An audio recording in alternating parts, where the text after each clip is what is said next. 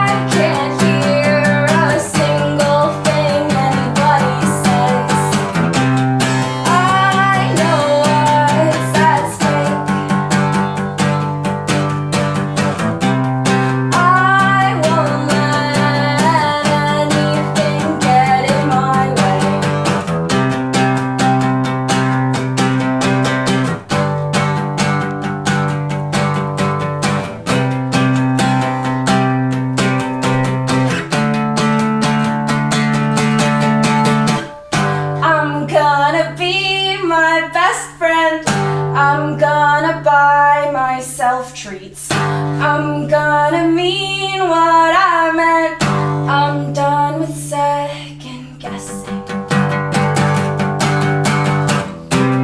I'm finding my way. I'm making a path one only I can take. I make no mistakes. I learn something new about me every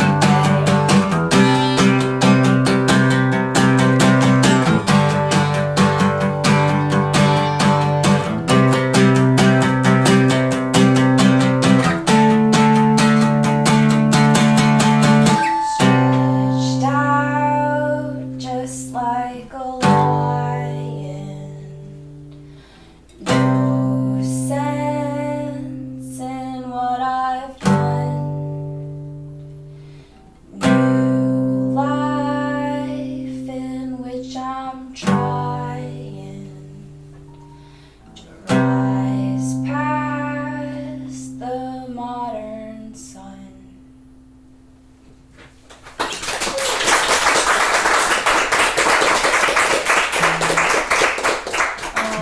Modern sun is an analogy for technology. In case anyone was curious about that one. Just gonna read two really quick. So those two, I feel like recently between those two songs, it's a pretty like accurate representation of my two wolves. I think within me, I have this like part of me that is deep and detached from society. And then I have this part of me that's like, here I am, I'm a person, I get distracted by technology and I'm really trying my best. And maybe that's being in your 20s, or maybe that's just being alive and being human. I don't know, guess we'll find out.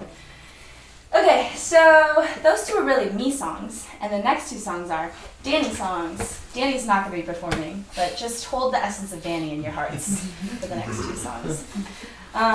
The first one is called See You in Hell, and I'm going to switch to my ukulele for this. And Am I supposed to hold the essence of Danny? just really picture Danny in your hearts. This one's a fun one. This one's funny. I played on the ukulele, but I've always described it as like my version, like it's the me version of kind of like a Carrie Underwood's before he cheats, you know, kind of thing. But it's like me on the ukulele, so it's not the same at all. And I will say, like, a lot of my songs are personal and that they really come from like me. This song is really not personal at all. It's just fun. So this is See You in Hell. Came on a Sunday, few things but forgot one thing. The knife that's in my back, right where you left it. You never loved me, your sweet talk was cheap and easy, and I sit breaking down while you eat breakfast.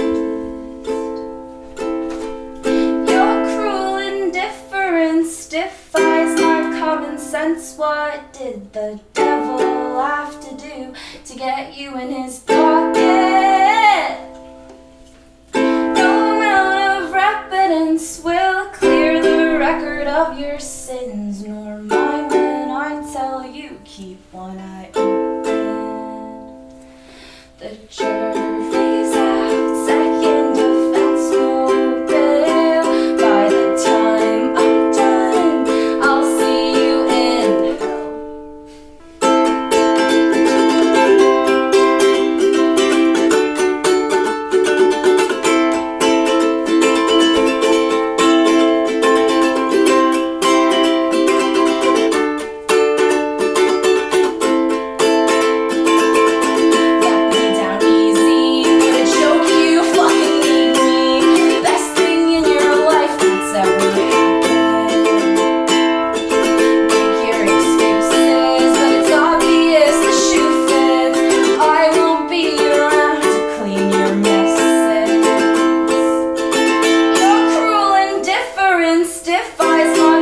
sense. What did the devil have to do to get you in his pocket?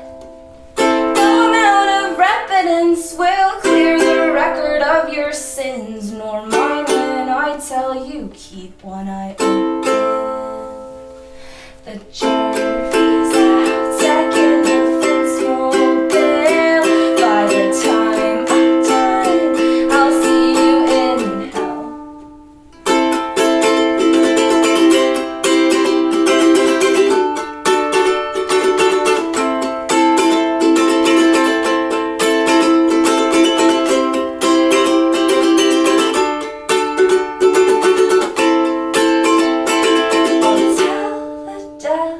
That I've come to play.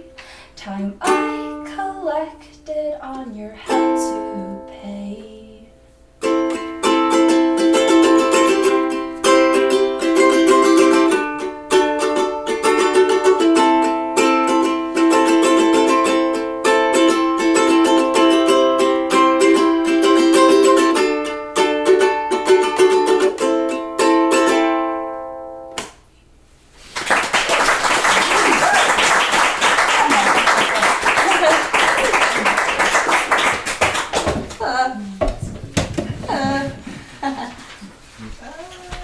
Everything's good. Yeah. I also, not to try to shape anyone's experience, but I think that I am actually going to encourage people to not look too closely at the lyrics. So that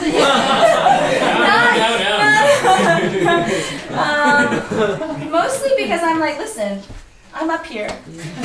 So look at me. Thank you.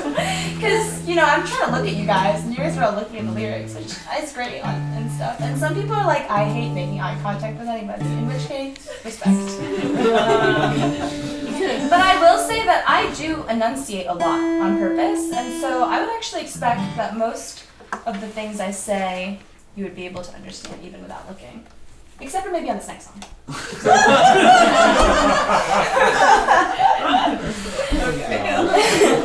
Roller coaster. That's what we're here for. Okay, this next song is really special because actually I co-wrote this one with Danny. I would say maybe like 75% of the lyrics of this song are actually Danny's lyrics. And I also think it's very funny to me because it's very different than any other song that I have, play, sing, etc. And it uses my voice in very different ways. And it's fun. It just is like, I'm like, I guess this can be me too. So this is called Carriage Horse. And Danny and I wrote this together.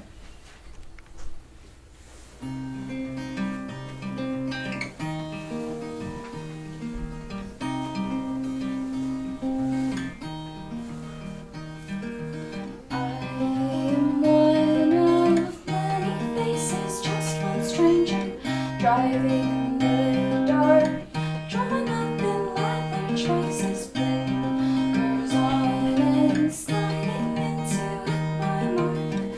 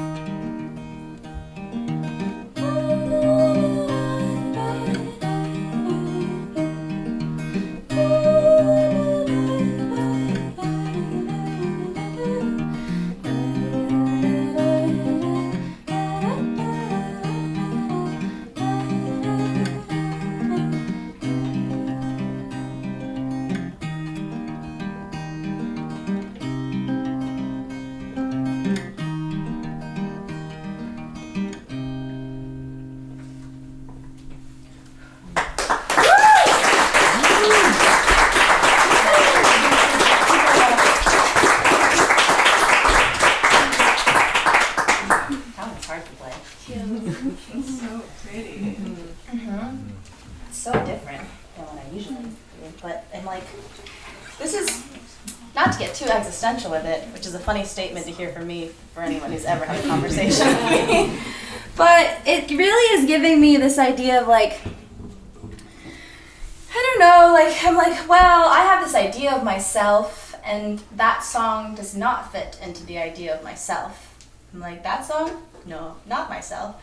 But if I wrote it and it came out of me and I do it, then if it's not mine, then whose is it? So then I'm like, is this not then a moment to, instead of maintain this like maybe potentially restricted idea of myself, which is the idea that I like and feels comfortable, is this like a moment where I expand myself past what I think that I am to allow myself to be anything that I could be?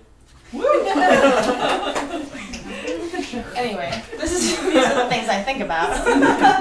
Do attachment theory next. We are about to do attachment theory. Thank you, Ed, for that lead-in that we definitely did not plan.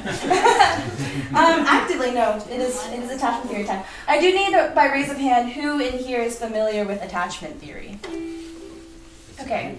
Oh, we've got a good 80%. I'm not gonna lie, I was in a room the other day and maybe only 2 people raised their hands. Okay, so for those, I'm not going to go through attachment theory, but I will just briefly label the framework. So it's like, it's a psychological theory. You can Google it if you want to go home and do that. But it's basically like within attachment theory, there's like, you can have secure attachment, or if you're have insecure attachment, you either have like anxious attachment or avoidant, or there's like disorganized, and it's kind of like a mix of both. But I am like pretty solidly like an anxious attachment kind of girly. And maybe a little bit disorganized sometimes, but mostly pretty solidly anxious. And I don't know what it is about avoidant, mostly boys, really just avoidant boys. It's this avoidant boy thing, and it has happened to me enough times. I kid you not, it's a pattern, and it runs like clockwork, except the pattern version of clockwork, because clockwork is more like a time schedule thing. And I know it runs like clockwork on this pattern because I will write songs that are like personal to a specific situation, and then I'll run it again, and the same songs like fit to a T, minus maybe like one personal detail. And Danny can attest to this. Danny can attest to this. And it's like I'm still figuring it out. We're working on it. But this song is called Repeat.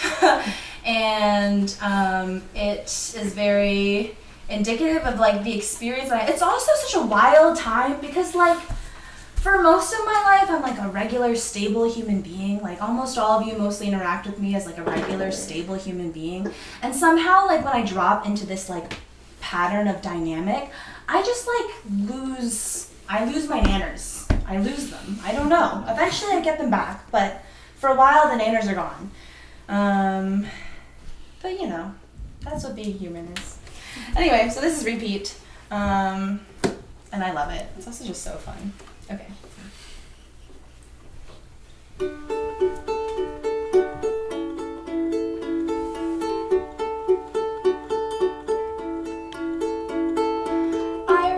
Out, you don't respond, it's not a big deal. No, it sounds like a joke, but I really mean I've been trying really, really hard not to care what people think.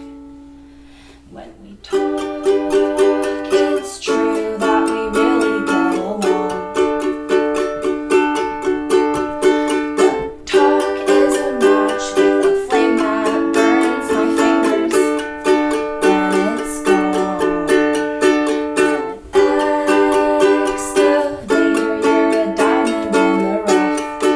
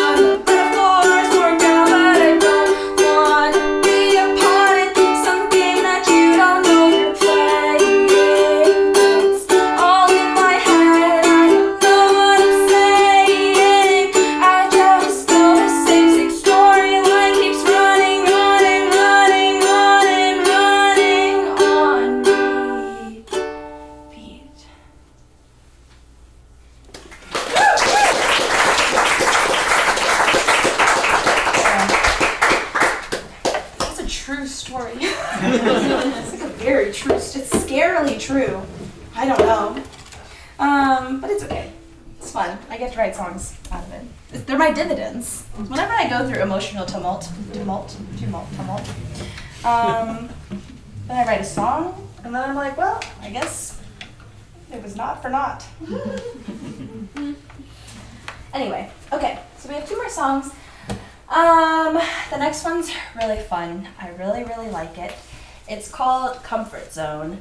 And the sort of messaging or gist of this song is, or like the idea of it, is kind of a reminder to embrace comfort zones as a natural place of rest and an ongoing process of change. So I think for a lot of people and kind of like in society, the comfort zone is often like demonized or treated like a bad thing, or like, you know, there's this sense of like you got to get out of your comfort zone, like, you know, like push yourself out of your comfort zone. And I think that change is just like a process that takes a long time, and it takes a lot of energy. And in the times where you do need to like rest and recuperate, where you do that is in your comfort zones, where like it doesn't take that much energy. And I think the other important thing is like oftentimes, especially when it comes to like self-work, self-growth, whatever, your comfort zone is like not always the nicest place either. So the first line in this song is, my comfort zone is where I hate myself. And I think for a lot of people, they kind of like wake up to their internal landscape and they're like, oh, she's not pretty. And so it becomes like, I don't know, it's like it's not easy to accept sitting in that when you want to be something different. When it's so clear to you that you're like not who you want to be, to just allow yourself to kind of be that. But again, I think in a world where change takes a long time, rest is inevitable, and that rest is going to happen in your comfort zone, and since it's going to happen anyway, I feel like we might as well embrace it, love it, accept it, etc. Thank you. So this is Comfort Zone.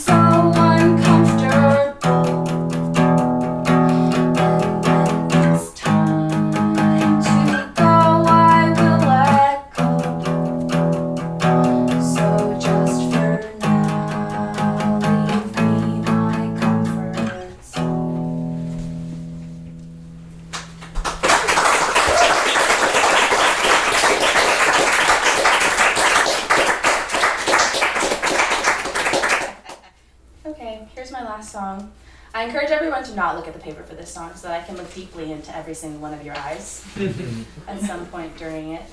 This song is called Thank You for Being My Friend, and it's actually the first song I ever wrote. The thing about my singing songwriter career as well, career being, I don't know, you get it, is that no one more than me is like, what? Because truly, like, I didn't like pick up like songwriting for dummies. Like I didn't like look up how to write a song and follow it. I just like 2 years ago I was like, I think writing a song would be cool. And then one day I sat down and I wrote Thank You for Being My Friend, and it's a banger. Like you guys are about to hear it. You'll understand what I mean.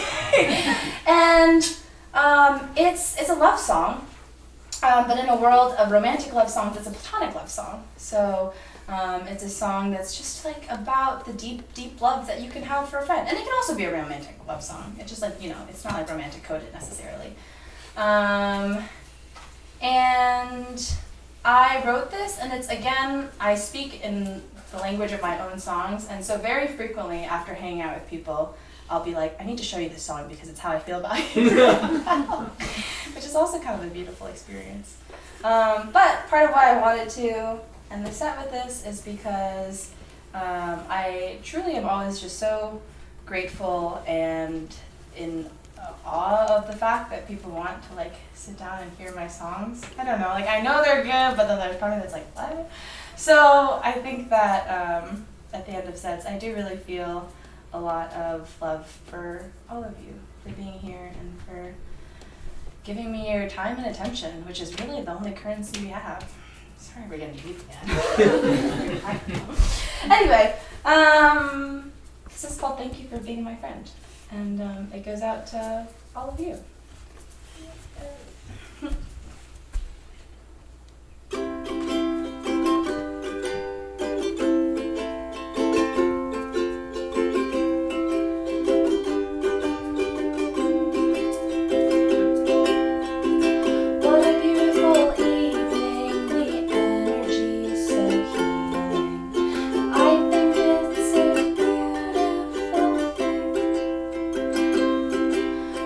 All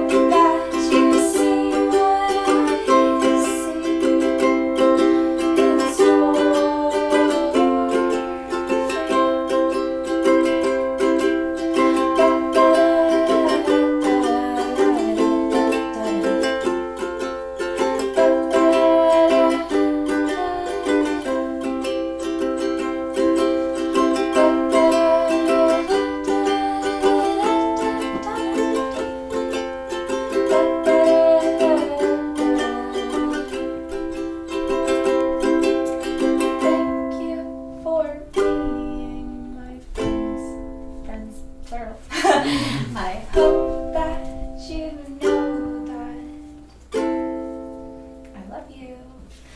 I hope that you see what I see in store for you.